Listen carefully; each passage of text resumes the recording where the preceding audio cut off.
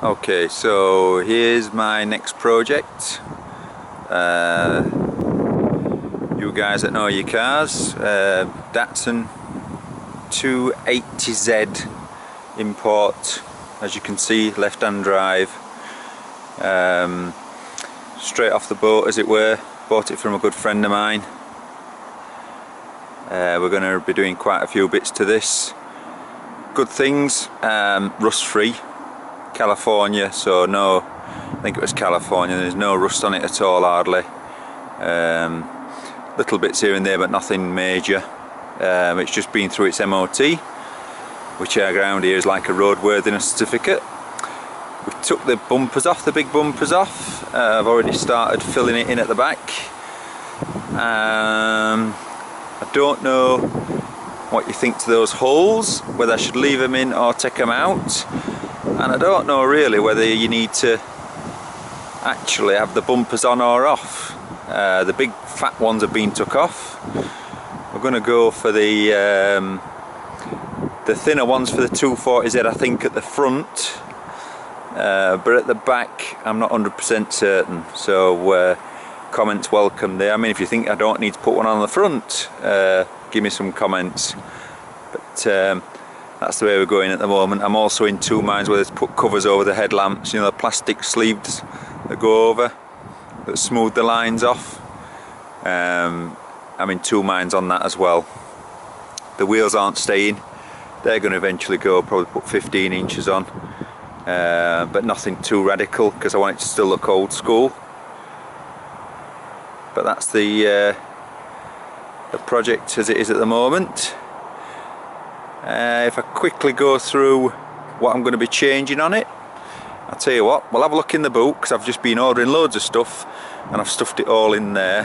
So to start with, round the back, those rear tail lights in the UK aren't really legal. You need amber lights in there, so they're going to be going. The side stripe, as it were, trim, that's coming off, and the reflectors front and back, they're coming off. Those mirrors aren't really the mirrors I want to see on the car either. So if you're looking here, there's the British sort of lights for the back. I've just ordered some cheap mirrors, so these are just cheap off Car Solutions in the UK, 20 quid for a pair.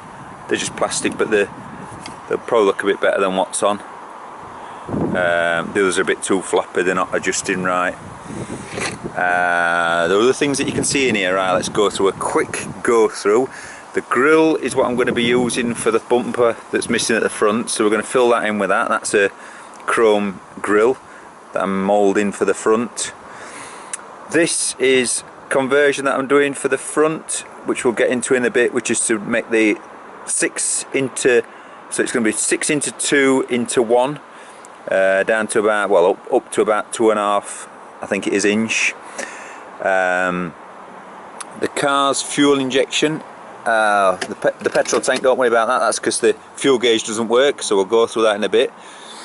The car's fuel injection already, and I'm going to open the bonnet up now and we'll have a look inside and I'll show you what's happening with it under the bonnet. So now we're going to have a look under the bonnet.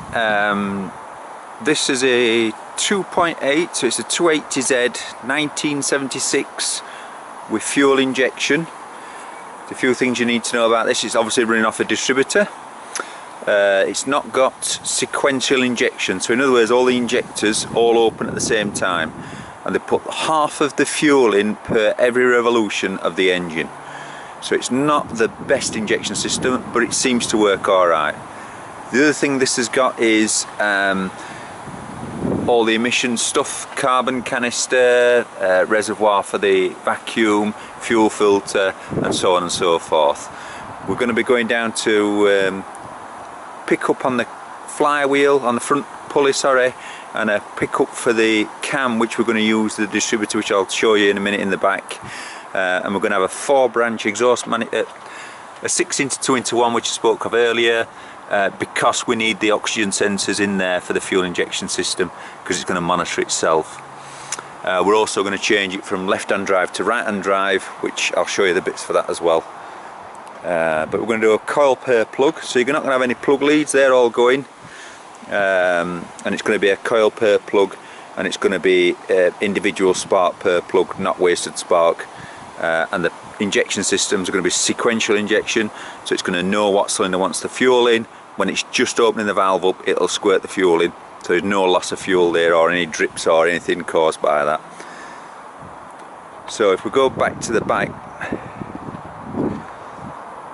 so what we're needing to do is, what you can see here, we've got, this is a Datsun front pulley, top dead centre. This is off the donor car that I've got the sensor off. So this is a crank position sensor. This goes sort of like here and picks up on the crank. We need to come. This is off the donor. This is off the one with the sensor on. So you can see the teeth there, and they've got 162, I think, -2. So the 2 teeth are missing there. We want to transfer that there to this here. I don't know. We're going to sort that out whenever. I'm going to probably cut that off and fit that onto the back plate of that, and then mount it somehow. We've also got to think about the cam position sensor. That's this here. Probably use the distributor for that.